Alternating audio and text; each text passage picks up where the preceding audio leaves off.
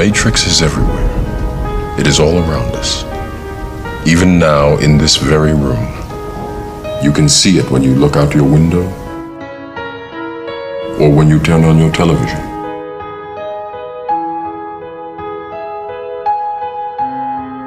You can feel it when you go to work.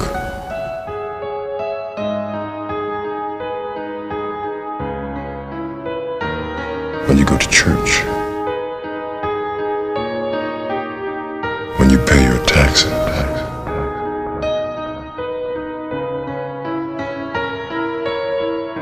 It is the world that has been pulled over your eyes to blind you from the truth.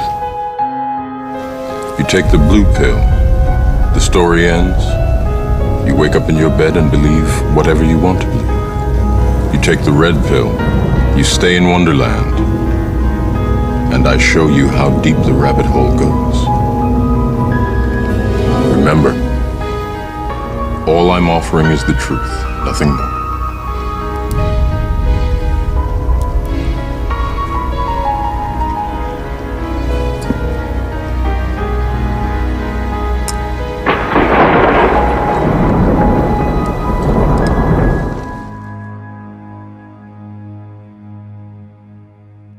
One thing they fear is 300 million people coming together on one topic and saying, this makes no sense. We need answers. Why is the flat earth so important? Because it shows the deception. There are enough reasonable questions to create reasonable suspicion that we've been lied to. They can't afford to keep being asked. If God forbid everybody came and started demanding answers, and once they can't provide those answers, people realize they are busted. It can't be a mistake. It can't be anything but the deception and control mechanism it is. That is why they fear the flat earth. Flat earth is not a psyop. Flat earth destroys the psyop. Every psyop that's been used to control us for as long as they've known about it. So this system has been in power and control for hundreds of years, ever since they convinced the rest of the world that they didn't know where they lived. And created this fantastical scenario to make people feel insignificant and to follow those that appear to know better. They're just better liars, deceivers, that have no conscience and will do everything and anything to everybody and anybody they can to keep that power. Because people are waking up. And no matter how much they try to suppress this flat earth movement, oh, it's going to keep moving one way or another. You can see it. People are waking up. Their earth is indisputably not round. Is it possible that these guys are using stage magic, tricks? Look over here, look over here. And is it possible that the world that we're living in has been misdescribed? I definitely know that the world that we're living in has been misdescribed to us and oversimplified, including the solar system model. It's been vastly oversimplified. It doesn't actually accord itself to the very accurate readings we can get today with our technology, right? Like they never predicted that it was going to come to this.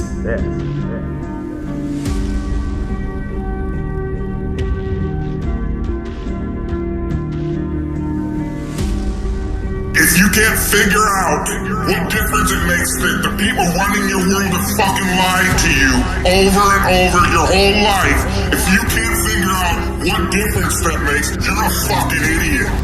And if everybody would just come together and demand answers, they would not know what the fuck to do. Why has nobody been to the moon in such a long time? That's not an 8-year-old's question. That's my question. I want to know, but I think I know. Because we didn't go there, and that's the way it happened. And if it didn't happen, it's nice to know why it didn't happen, so in the future, if we want to keep doing something, we need to know why something stopped in the past that we wanted to keep it going. And you can see the real location of the camera and the very bright and near Earth out the window. 10 or 11 years ago, I stated to various scientists that the moon is not a piece of rock, but it is plasma. The Americans and Russians are thinking of landing men on it. Oh, well, that will never happen, never happen, never happen. Sometimes it's got something called a lunar wave. There are many videos showing the moon with a lunar wave. We don't know what that is. It's all a mystery. Do you believe it could possibly land on it? Absolutely not. You know, you've got a P900 camera now you can buy, and you can zoom in to the moon. It's supposed to be, by the way, 238,000 miles away in deep dark space. It's sometimes translucent. You can see through it. Whether you believe we went to the moon or not, everybody believes that there's a debate about it, right? Now, if you really have an open mind and you want to get to the bottom of it, let's have an open mind. Let's get to the bottom of it, and let's take it to trial. First thing we got to do is examine the evidence. And the defendant, the government, says we destroyed all the evidence. I'd go to the moon in a nanosecond. The problem is we don't have the technology to do that anymore. We used to, but we destroyed that technology, and it's a painful process to build it back again. You destroyed the evidence? Why would you destroy all that precious evidence of the greatest achievement of mankind? These guys are fucked. They destroyed the evidence? Okay, it's on now. It would be an open and shut case. It's a painful process to build it back again.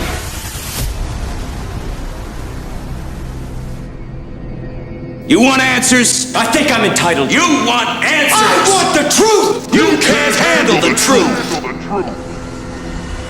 When you look up at the sun and moon, you see two equally sized, equidistant circles tracing similar paths at similar speeds around a flat, stationary Earth. Rise up, look at that great cosmic light and think about it.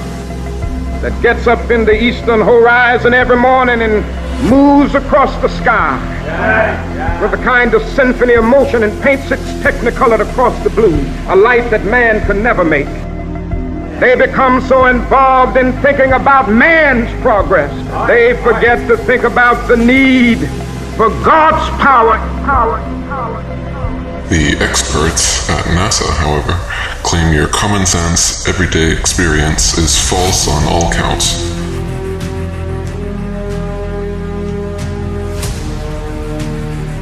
To begin with, they say the Earth is not flat, but a big ball. Not stationary, but spinning around 19 miles per second. They say the Sun does not revolve around the Earth as it appears, but Earth revolves around the Sun. And the Sun is actually 400 times larger than the Moon and 400 times farther away. That's right. You can clearly see they're the same size and distance.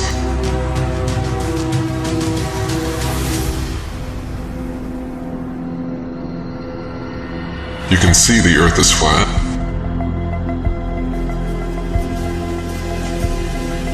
You can feel the Earth is stationary. But according to the Gospel of Modern Astronomy, the Earth spins 1,038 miles per hour under your feet and revolves 67,108 miles per hour around the Sun. Copernicus calculated the Sun's distance from Earth to be 3,391,200 miles. The next century, Johannes Kepler decided it was actually 12,376,800 miles away. Isaac Newton once said, "It matters not whether we reckon it 28 or 54 million miles distant, for either would do just as well." How scientific. Science! Benjamin Martin calculated between 81 and 82 million miles. The moon is actually a semi-transparent luminary and not the solid spherical desert planet that NASA would have us believe. In fact, it is likely that both the sun and moon are not densely physical at all, and are simply luminous flat disks able to pass by or through one another during eclipses. The sun and moon luminaries revolve around the Earth once every 24 hours for the sun and approximately 25 hours for the moon, illuminating like spotlights the areas over which they pass. The sun's annual journey from tropic to tropic, solstice to solstice, is what determines the length and character of days, nights, and seasons. What can be more common than the observation that, standing at one end of a long row of lampposts, those nearest to us seem to be the highest, and those farthest away the lowest. As we move along towards the opposite end of the series, those which we approach seem to get higher, and those we are leaving behind appear to gradually become lower. It is an ordinary effect of perspective for an object to appear lower and lower as the observer goes farther and farther away from it. Let anyone try the experiment. The apparently uprising surface of the Earth upon or over which it stands will converge to the angle which constitutes the vanishing point or the horizon, beyond which it will be invisible. Heliocentrists would have you believe the very opposite of what every human who has ever walked the Earth has seen with their own eyes. It is obvious to any child and sovereign-minded adult that the sun, moon, stars, and planets, every light in the sky above, revolves around the motionless Earth beneath our feet. It is also plain to see that the sun and moon are both approximately the same size and situated relatively close to Earth, not 400 times divergent and millions upon millions of miles away.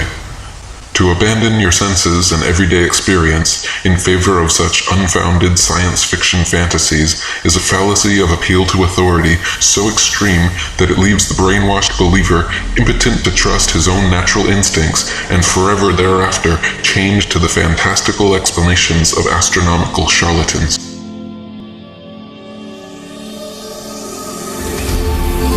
Timon! Yeah? Ever wonder what those sparkly dots are up there? Pumba, I don't wonder. I know. Oh, what are they? They're fireflies.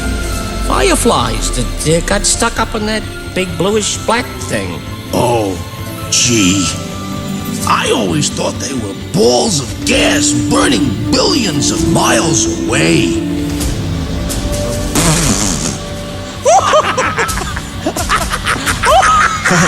Who told you something like that? What mook made that up? Yeah, pretty dumb, huh? Oh, you're killing me. It's maybe the night that my dreams might let me know all the stars are closer, all the stars are closer, all the stars are closer. It's maybe the night that my dreams might let me know all the stars are closer, all the stars are closer, all the stars are closer. To stay fixed in their constellation patterns, night after night, year after year, century after century, never changing their relative positions. If Earth was truly a tilting, wobbling, spinning space ball, as NASA and modern astronomy proclaim, the star patterns would never look the same 2 nights in a row, let alone be fixed in exactly the same constellations for thousands upon thousands of years. Maybe the night that my dreams might let me know all the stars are closer, all the stars are closer, all the stars are closer. Maybe the night that my dreams might let me know all the stars are closer, all the stars are closer, all the stars are closer.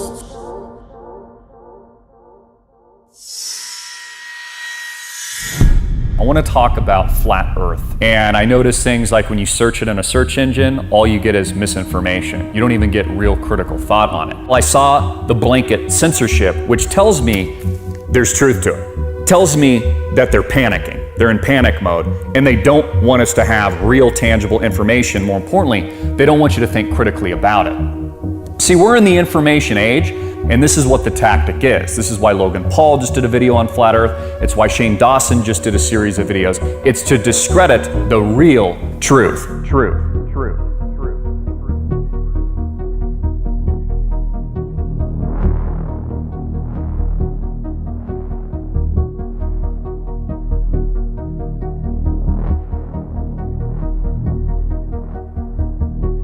It tells me that there's something here that they don't want you to know.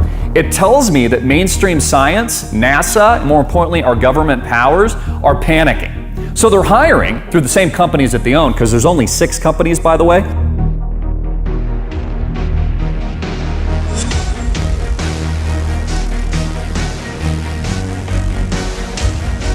If it's a wild conspiracy theory, why do they need to discredit it? If it's a wild conspiracy theory and it isn't the truth, and no one's going to believe it because they're smart enough to think on their own, why do they need to discredit it? Why do they need, and these same people, keep in mind, Logan Paul, Disney is the parent company. I'm pretty sure he gets a check from Walt Disney. Why would they then put out these misinformation campaigns? I mean, ask yourself these logical questions. I think we know the answer, and I think we know the reason. Is it possible that we're living in that Truman Show today? We're living on the flat earth with the dome, the firmament. As we start to look around us, we start to wake up, our eyes open, maybe that third eye opens, we start to understand, wow, this isn't what I thought it was. Maybe instead of being a worthless blob of goo that came from nothing and then developing into apes that were oohing and ahhing and then eating bananas like a bunch of idiots, maybe instead of that, we actually are the center of the universe. Maybe we are special. In fact, maybe there is unbelievable evidence of creation, but the government has decided to hide that from you.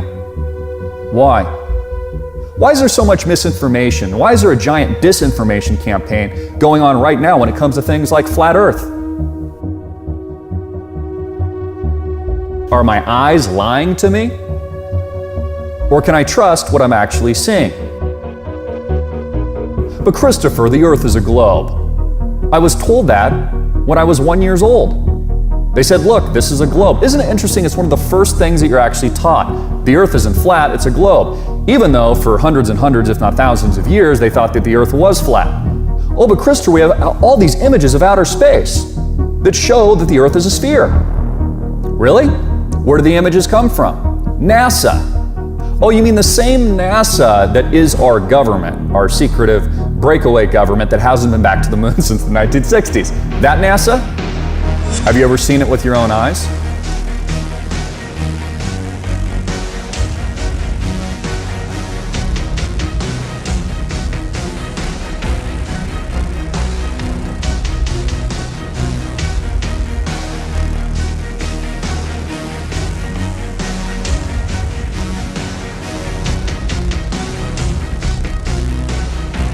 How come none of the electronics account for curvature of the Earth when you're flying a plane?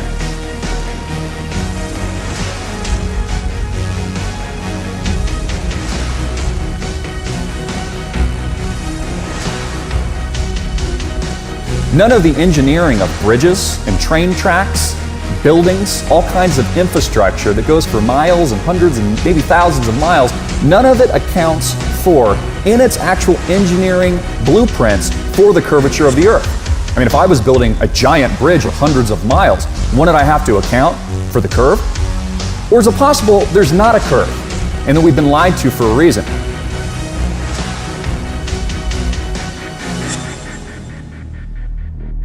Everybody in this room was taught the story of how Columbus went before Queen Isabella of Spain and he was going to prove to her that the world was the globe.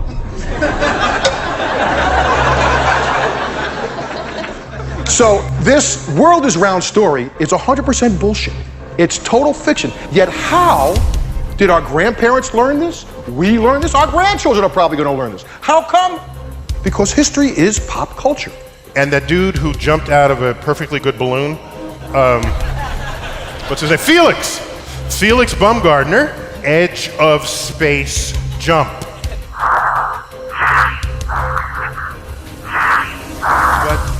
But the honesty of it would greatly diminish what I think people thought he was actually doing.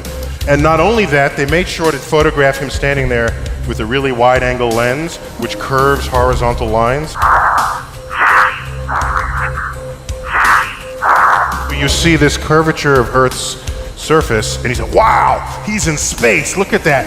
No, he's not. It's almost overwhelming. When you're standing there in a pressure suit, the only thing that you hear is yourself breathing. You can see the curvature of the Earth. You can see the sky is totally black. At that height, You don't see the curvature of the earth. You just don't. That stuff is flat. You can see the curvature of the earth. You don't see the curvature of the earth. You can see the curvature of the earth. You just don't. That stuff is flat. Flat. Flat.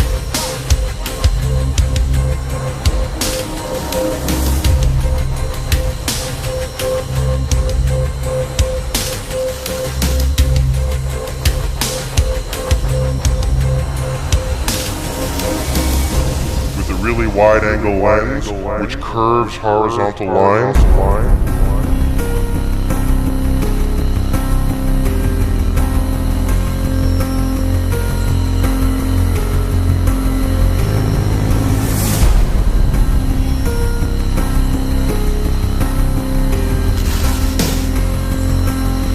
With a really wide-angle lens, which curves horizontal lines.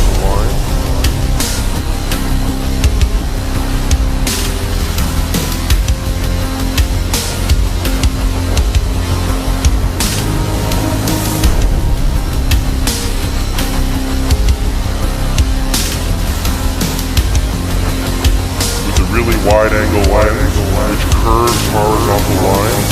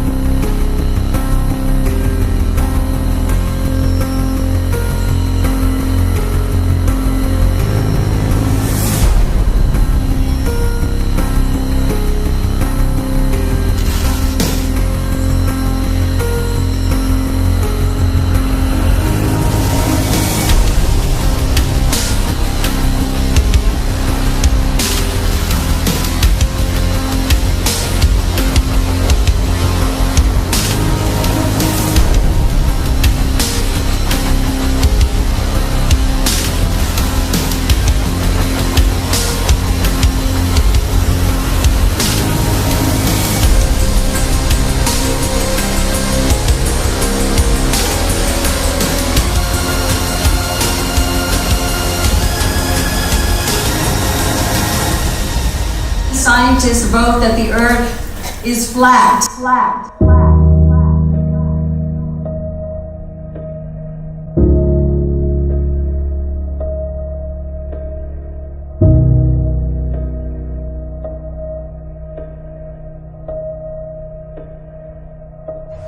So trust your eyes and trust your experience. Trust your feeling, trust your intuition. Look out, see the horizon flat. Feel for yourself. You're not moving.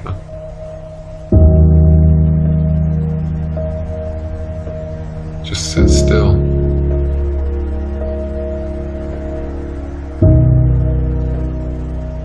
Just sit still for a second.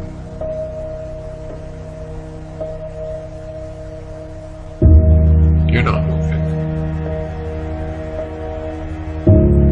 You're not spinning around an axis at 1,000 miles per hour, rotating around the sun at 67,000 miles per hour, spiraling around the galaxy at 500,000 miles per hour, and shooting off from a Big Bang at 67 million miles per hour. You're not.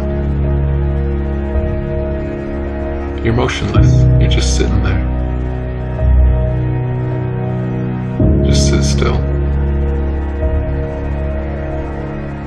What does that even mean, sit still? You think you could sit still with all those motions? Does it feel like you're moving? Feel that? Same thing you've always felt? Nothing? Ever? Nobody's ever felt movement. Nobody's ever seen the earth move. Nobody's ever seen the earth curve. Maybe you just got fooled by some Masons. Mark Twain said, "It's easier to fool people than to convince them they've been fooled." That's why it's so hard to convince you you've been fooled.